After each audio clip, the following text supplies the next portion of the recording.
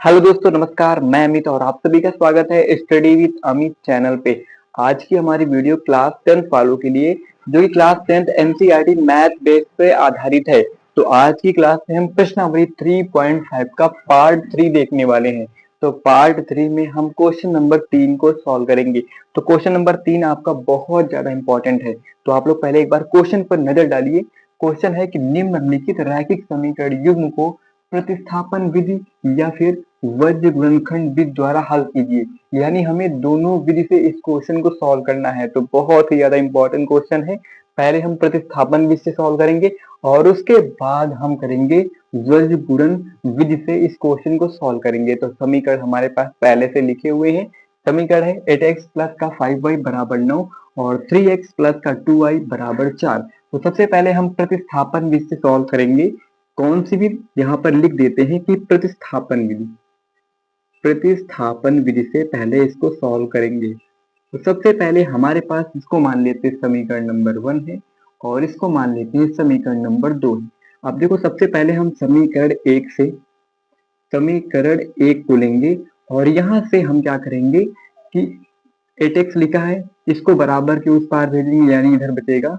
पहले आपको हम पूरा समीकरण लिख देते हैं कि यहाँ पर 8x प्लस का 5y और बराबर 9 लिखा हुआ है। तो इस 8x को हम बराबर के उस पार ले जाएंगे, तो इधर बचेगा 5y और 9 माइनस का 8x। अब देखो, यहाँ पर 5 गुणा में है, y के साथ गुणा में है। अगर इसको हम इस पार लाएंगे तो इधर गुणा में था, इधर बटे में हो जाएगा, यानी y बराबर हो जाएगा 9 माइनस का 8x और बटे हो जाएगा 5। तो यहाँ पर आप देख सकते हो कि आपके पास एक y का मान आ गया है। अब इस y के मान को अगर आप समीकरण नंबर 2 में रखते हो तो आपके पास x का मान जरूर आ जाएगा। तो हम x का मान रखेंगे। तो यहाँ पर देख सकते हो समीकरण नंबर 2। कौन सा समीकरण? समीकरण नंबर 2। समीकरण नंबर 2 आपके पास है 3x और प्लस का 2। अब देखो, y की जगह पे हमें रखना है क्या? y की जगह पे 9 माइनस का 8x और बटे 5 और बराबर में आपको क्या लिखना है? बराबर में आपको लिखना है 4। अब देखो, इसको सॉल्व करोगे तो आपको देखो सबसे पहले हर बराबर करना पड़ेगा। हर बराबर करो। हर बराबर करोगे तो ये तो हो जाएगा, पहले इसको गुणा कर लोगे और हर भी बराबर कर लो। हर बराबर करोगे, इसके नीचे 1 है, वो 5 से ऊपर कर नीचे गुणा करेंगे तो ऊपर से 5 भी, ऊपर भी 5 से गुणा करेंगे तो ऊपर हो जाएगा 15x और ये प्लस और 2 से अंदर गुणा करेंगे तो 9 दूनी हो जाएगा 18 और माइनस का 8 दून 16x और इस पूरे के नीचे बटे 5 हो गया। और इसको जब बराबर के उस पार लाएंगे तो इधर भाग में था, उधर हो जाएगा इंटू में। इंटू का मतलब 4 का 5 से गुणा करेंगे तो 4 पंचे 20 हो जाएगा, तो 20 हमने लिख दिया। अब देखो, यहाँ पर आप क्या कुछ घटा के देख लो। घटा के देखोगे तो यहाँ पर क्या है? यहाँ पर क्या है? तो इसको इस पार देखो, घटाओगे तो 15 में 16, 16 बड़ा है, वही माइनस का है। तो यहाँ पर एक एक्स बचेगा, वो भी माइनस का, यानी माइनस का एक्स इधर बचेगा। अब देखो, इधर लिख लो। अब देखो, यहाँ पर है आपका 20, 20 है ना, और 20 में से अगर आप 18, इधर प्लस में था उधर जाएगा माइनस में 18 हो जाएगा, तो आपके पास 2 बचेगा ना, 2 बचेगा। तो आप कह सकते हो कि हमारे पास इधर माइनस का एक्स बचा था और इस पार आपका बचेगा क्या? 2 बचेगा। यानी x का जो मान आएगा आपका -2 आएगा। x का मान -2। x का जो मान है x बराबर -2। समीकरण 1 में मान रखने पर इसका जो मान होगा समीकरण 1 में रखेंगे। समीकरण 1 हमारे पास है 8x, 8x की जगह पे रखेंगे -2, तो -2 रख दिया और प्लस लगा है तो प्लस लगाएंगे और 5 लिखा है और y लिखा है और बराबर 9 लिखा है। अब देखो, इसे सॉल्व करोगे तो 8 दूनी हो जाएगा 16, वो भी माइनस का 16 होगा और प्लस का 5y और बराबर 9।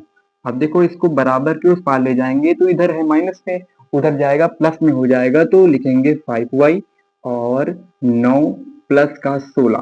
तो देखो, आप जोड़ोगे तो यहाँ पर 5y तो लिखा है, यहाँ पर हो जाएगा 16, 9 हो जाएगा 25, काटोगे तो 25, यानी y का जो मान आएगा 5 आ जाएगा। यानी आप देख सकते हो कि हमारे पास जो x का मान आया है -2 और y का मान आया है 5, यानी देख सकते हो कि x बराबर -2 और y बराबर 5 आया है। तो ये तो हमने सॉल्व किया था प्रतिस्थापन विधि से। किस विधि से?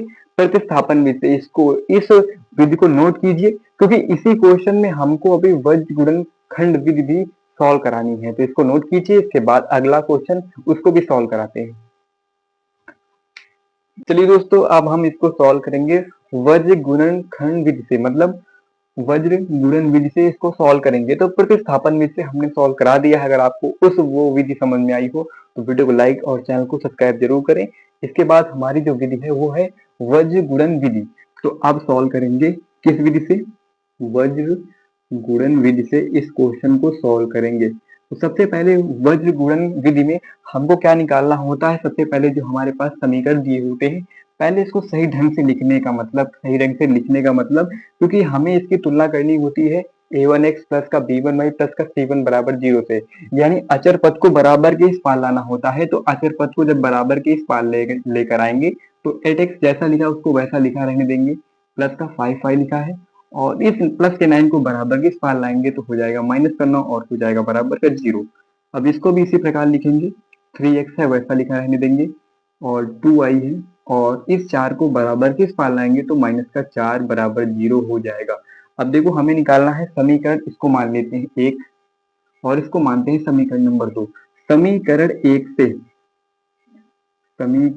1 से हम काहे का मान निकालेंगे? a1। a1 का मान यानी x का जो गुणांक है वो 8, तो 8 लिखेंगे। अब b1 का मतलब कि जो y का गुणांक है समीकरण 1 में तो है y का गुणांक है 5, तो 5 लिखेंगे। अब इसमें हम c1, आचर पद क्या है? तो यहाँ पर है माइनस का 9। अब देखो, अब समीकरण 1 से हमने a1 b1 c1 के मान निकाल लिए। अब बारी आती है समीकरण 2 से।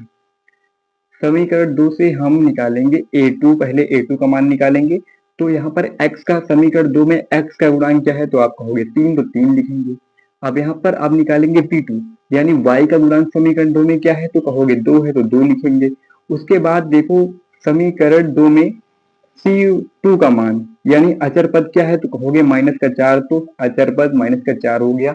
अब देखो हमें क्या करना है, वज्र गुणन विधि से सॉल्व करना है। तो उसका एक फॉर्मूला होता है। फॉर्मूला क्या होता है?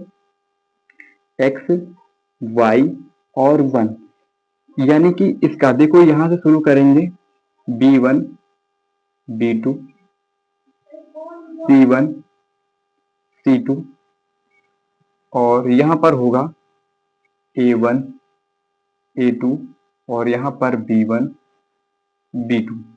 ये होता है आपका फॉर्मूला कि b1 b2 c1 c2 a1 a2 b1 b2।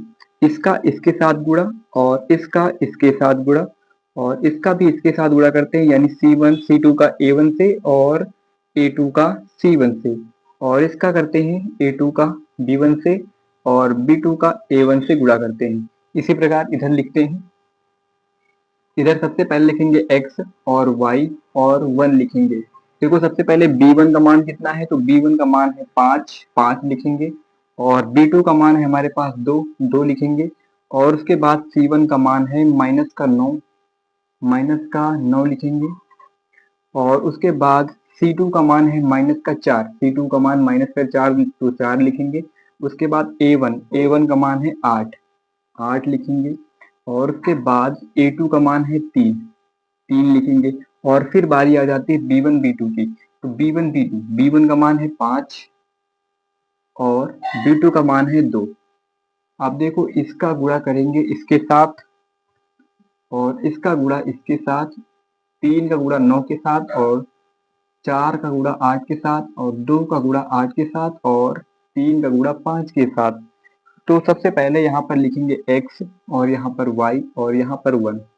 इसका गुणा इसके साथ करेंगे तो माइनस के 4 से 5 का गुणा करेंगे तो माइनस का 20 हो जाएगा। अब बटे में लिखेंगे, और जब इसका गुणा इसके साथ करेंगे तो हो जाएगा 9 दूनी 18, तो माइनस लगाएंगे, और ब्रैकेट में माइनस का होगा, क्योंकि माइनस का 9 है, 2 से गुणा करेंगे तो माइनस का 9 दूनी 18 हो जाएगा, बराबर का चिन्ह, और फिर बटे लगाएंगे। इसका गुणा इससे करेंगे तो 9 तरीक हो जाएगा 27, यानी माइनस का 27, क्योंकि माइनस का 9 है। उसके बाद माइनस का चिन्ह लगाएंगे ब्रैकेट में, 8 चौक 32, तो माइनस का 32, और उसके बाद बराबर का चिन्ह और 1। अब इसमें देखो इसका गुणा इससे करेंगे तो 8 दूनी हो जाएगा 16, और माइनस का चिन्ह लगाएंगे, 5 3 15, 15 लिखेंगे। अब इसको सॉल्व करेंगे, सॉल्व करेंगे तो इधर x लिखा है, माइनस का 20 है ये, और ये माइनस माइनस हो जाएगा प्लस, तो प्लस का हो जाएगा 18 बराबर y। अब इधर है माइनस का 27, और ये माइनस माइनस प्लस हो जाएगा, यहाँ पर हो जाएगा प्लस का 32 और बराबर 1। और इसमें हम 16 में से 15 माइनस से घटा देंगे तो 1 बचेगा। अब देखो यहाँ पर x घटाओगे तो माइनस का 2 बचेगा, और y इस पे घटाओगे तो 27 माइनस का और 32 प्लस का है, तो यहाँ पर आपका 5 प्लस का बचेगा, और बराबर का 1/1 तो आपके पास बचा ही है।